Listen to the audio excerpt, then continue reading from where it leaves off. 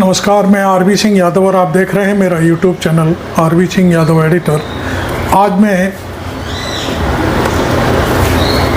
Iran ने जो कुछ किया है इस युद्ध में, 12 दिन का जो युद्ध चला उसमें, और जो उससे हासिल हुआ है उसे बखान करने के लिए, उससे खुश होकर के ईरान की जनता सड़कों पर है। राह चलते लोगों को शरबत पिलाया जा रहा है और इजराइल के खात्मे के नारे लगाए जा रहे हैं।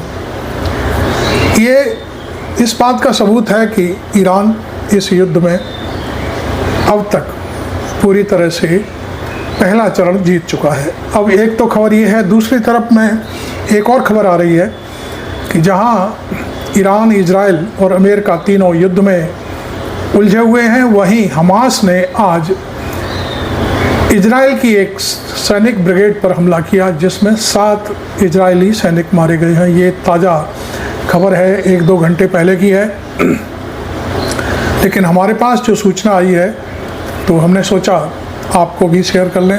हमास, आपको मालूम है, पिछले 2 साल से इजराइल की जो क्या कहना चाहिए डरावनी कहानियों के बीच जी रहा था, उसे इजराइल को ईरान ने सबक सिखाया और उसके चारों तरफ अंधकार अब छाया हुआ है। उसकी एक ब्रिगेड हमास में शायद उन लोगों को सताने के लिए जा रही थी जो लोग खाने के लिए लाइन में लगे हुए थे। इजराइल यही करता है, लोगों को भरपेट खाना ना मिल जाए, कहीं से रसद ना आ जाए, इस बात पर प्रतिबंध लगाने की बात करता है। लेकिन आज हमास के लोगों ने इकट्ठा होकर के सेना पर हमला किया और उसमें 7 सैनिकों को मौत के घाट उतार दिया। अब मैं आपको एक चीज़ बताता हूँ, इजराइल अब पूरी तरह से एक तरफा अकेला पड़ गया है। उसे अब ट्रंप भी गाली दे रहे हैं। ट्रंप की ये गाली है या मैं समझता हूँ कि कोई चाल है, ये तो हम नहीं कह सकते, लेकिन ट्रंप ने जिस तरह से आज व्हाइट हाउस में प्रेस कॉन्फ्रेंस के दौरान गाली दी, उसे हम बीप के रूप में सुनवाएंगे आपको, और उसने बहुत कुछ कहा है। पहले हम उसको सुन लेते हैं, उसके बाद फिर मैं आता हूँ दोबारा से।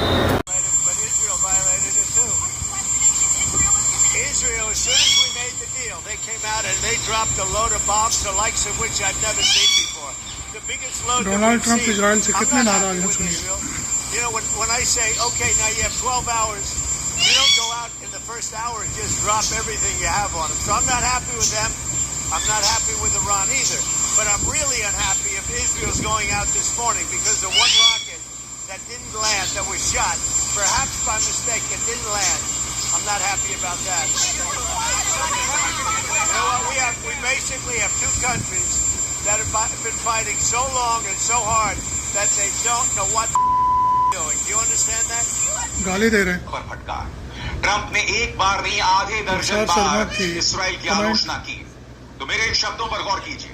ट्रंप ने खुलकर इसराइल की सीज फायर तोड़ने की आलोचना की। इसराइल ने बम बरसाए, मैं उनसे खुश नहीं हूं। उन्होंने सोशल मीडिया पर भी आलोचना की, चेतावनी दी, डोंट ड्रॉप दीज बॉम्ब्स। अगर तुमने गिराए तो यह सीज फायर का बड़ा उल्लंघन होगा। इससे इसराइल की सैन्य आजादी पर भी सवाल उठने लगे हैं, क्योंकि हमें नहीं भूलना चाहिए कि डोनाल्ड ट्रंप एक बिजनेसमैन है। उनका हर मुद्दा इस हाथ ले उस हाथ दे है। याद आए, ट्रंप का गुस्सा बताता है कि अब अमेरिकी समर्थन बिना शर्त नहीं रहेगा, जैसे वो जेलेंस्की से भी यूक्रेन के लिए मदद के बदले आर्थिक फायदे की उम्मीद कर रहे थे। ट्रंप पहले ही कह चुके हैं, अगर मैं ना होता तो इसराइल बड़ी मुसीबत में होता। यानी समर्थन अब उनके मूड और फायदे पर टिका है। ताकत कम हो रही है। कोई भी गलती फिर से जंग छेड़ सकती है, जबकि सेना और अर्थव्यवस्था पहले से ही थकी हुई है। अमेरिका इसराइल रिश्तों का भविष्य, ट्रंप का लेन देन वाला रवैया बताता है कि अब समर्थन तभी मिलेगा जब इसराइल कुछ नीतिगत या आर्थिक रियायतें देगा। तो आपने ट्रंप को सुना और वो पूरी तरह से इजराइल से खफा हैं और बहुत सी और भी बातें उन्होंने कही हैं। उन्होंने सीधा सीधा आरोप लगाया इजराइल पर कि उसने सीज फायर तोड़ा है, ये मान लिया उन्होंने। और ईरान को उन्होंने ऐसा कुछ नहीं कहा जिसकी वजह से ईरान को कोई बात चुभी हो। लेकिन फिर भी ईरान उन पर या उनकी प्रेस कॉन्फ्रेंस पर कोई भरोसा नहीं करता। इस मामले में ये सारी चीज़ें आपने देखी। अब मैं आपको इजराइल की एक और कहानी बताता हूँ। इजराइल को वहाँ का शासन है, वहाँ जो लोग पत्रकारिता कर रहे थे या रिपोर्टिंग के लिए गए हुए थे, उसमें एक कहानी नहीं, हम कई एक कहानियाँ आपको सुनवाएंगे। जर्मनी की एक महिला पत्रकार ने प्रेस को अपना इंटरव्यू देते हुए उन्होंने एक अपना वीडियो जारी किया है। उसमें आप देखेंगे कि उन्होंने कहा है कि पुलिस ने हमें काम नहीं करने दिया और जो इजराइल की हकीकत थी उसे पर्दे पर लाने से रोका गया। हमें जगह जगह तमाम प्रताड़नाएँ भुगतनी पड़ी और बहुत सारी और चीज़ें हुई। तो हम ये वीडियो देखेंगे। उसके बाद में जो भारतीय पत्रकार हैं अभिसार शर्मा, उनकी भी टिप्पणी, उनके एनालिसिस के कुछ जो शॉर्ट्स उन्होंने दिए हैं अपने यूट्यूब चैनल पर, वो भी हम आपको कुछ दिखाएंगे। तो वो भी देखिए कि पत्रकारों का इजराइल के प्रति क्या रवैया है। आप जानते हैं कि जर्मनी हमेशा से, पहले तो जर्मनी यहूदियों के ख़िलाफ़ था, लेकिन इस समय जर्मनी के चांसलर पूरी तरह से इजराइल के साथ थे। लेकिन उसी जर्मनी की पत्रकार ने जो भेद खोला है कि हमको वहाँ कितने लोग मरे, कितना कहाँ घटनाक्रम हुआ, ये सारे हमें वीडियो विजुअल्स नहीं लेने दिए और ये सारी चीज़ें हैं। अब हम सुनते हैं पहले जर्मनी की पत्रकार और उसके बाद अभिसार शर्मा की कुछ टीका टिप्पणियाँ को देखिए। जर्मनी की महिला रिपोर्टर कहती हैं कि इजराइल में जब हम रिपोर्टिंग कर रहे थे तो बहुत भारी नुकसान हुआ है, हमको रोका गया, तानाशाही बरती गई।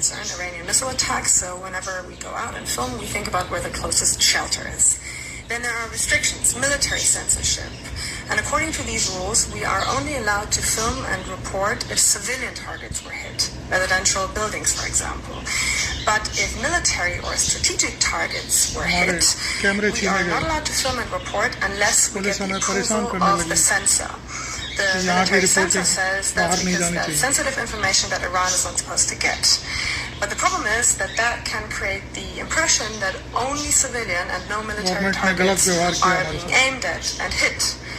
And with regards to Gaza, the problem is that we've been barred by Israel from entering Gaza independently since October 7, 2023, when Hamas attacked Israel. We also can't enter from Egypt, and that's why we work with local Palestinian journalists on the ground who help us and risk their lives doing so. If you want to know more about the challenges covering Iran, then follow my colleague Katarina Villinger. किस तरह से दुनिया में Israel अलग पड़ने वाला है, किस तरह से आने वाले दिनों में बेंजामिन नेतन्याहू की नीतियों की वजह से आम इस्राएली नागरिक के लिए दूसरे देशों में जाना मुश्किल होने वाला है। सबसे पहले दोस्तों, तेजी से बढ़ती अंतर्राष्ट्रीय अलगाव की स्थिति, यानी कि बहुत तेजी से इस्राइल अंतर्राष्ट्रीय तौर पर अलग थलग पड़ता जा रहा है और उसके लिए आपको मेरे इन शब्दों पर गौर करना पड़ेगा। इस्राइल अब इतिहास की सबसे बड़ी अंतर्राष्ट्रीय अलगाव की स्थिति से जूझ रहा है। पहले गाजा जंग और अब ईरान के साथ टकराव ने इसे और बढ़ा दिया है। इसके कुछ बड़े संकेत ये हैं, और ये संकेत क्या क्या है दोस्तों, इस पर गौर किया जाए। पहला संकेत, 300 से ज्यादा इस्राएली रिसर्चर्स को शैक्षणिक बहिष्कार झेलना पड़ रहा है।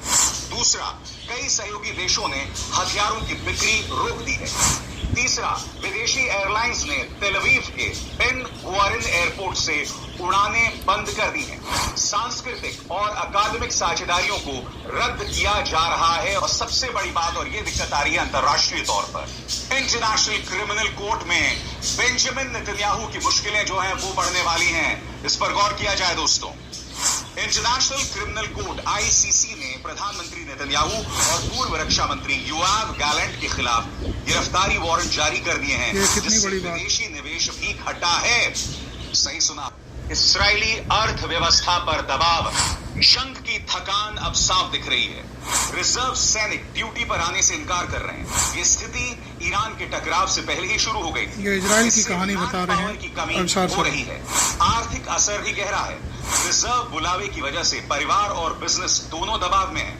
कई लोगों की वर्किंग आवर्स यानी काम करने के घंटे घटे हैं, शादियां टूट रही हैं और प्रोडक्टिविटी हर सेक्टर में गिर रहा है। कमजोरी, हर गुजरते दिन के साथ इसराइल के साथी खत्म होते जा रहे हैं। कहने को इस वक्त जर्मनी उसके साथ खड़ा है, मगर आपने गौर किया होगा ब्रिटेन जैसे ही ईरान के 3 परमाणु ठिकानों पर हमले होते हैं, चाहे ब्रिटेन हो, वहां के विदेश मंत्री या भारतीय प्रधानमंत्री नरेंद्र मोदी, दोनों राष्ट्रपति मसूद पेजेस्कियां को फोन करते हैं। उन्हें इस बात की परवाह नहीं है कि इसराइल के साथ उनके अच्छे संबंध हैं। इसीलिए मेरा तीसरा बिंदु है रणनीतिक कमजोरी, और इसके एक एक बिंदु पर गौर किया जाए। इसराइल अपनी जंग के मुख्य लक्ष्यों को हासिल नहीं कर पाया है। ईरान की लीडरशिप जैसी की तैसी है, उसका मिसाइल प्रोग्राम जारी है और यूरेनियम एनरिचमेंट भी रुका नहीं है। ईरान ने जवाबी हमले कर इसराइली एयर डिफेंस को भेद दिया है, जिससे शहरों को भारी नुकसान और मौतें हुई हैं। आपने साफ तौर पर देखा कि इस पूरे वीडियो में कि प्रेस इजराइल के बारे में क्या सोचती है। अब मैं आपको एक वीडियो वो दिखाऊंगा जो जश्न का माहौल है ईरान में, वो देख लीजिए। उसके बाद फिर हम आते हैं आपके पास। ईरान की सड़कों पर जश्न का माहौल।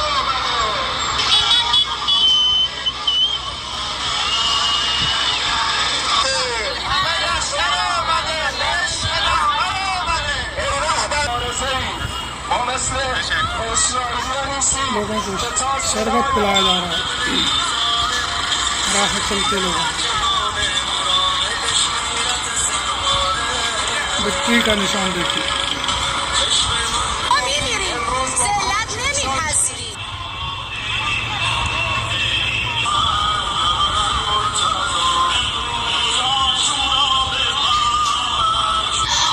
इधर बेंजामिन अपनी जीत का दावा कर रहा है।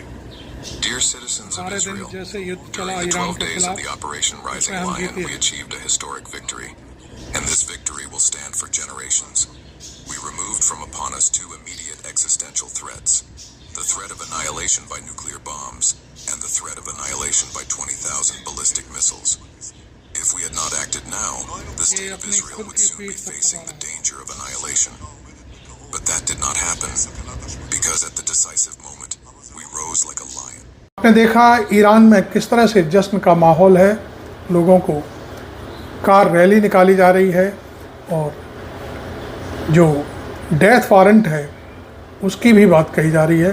आपने पिछले वीडियो में ये और देखा होगा कि इंटरनेशनल जो क्रिमिनल कोर्ट है उसने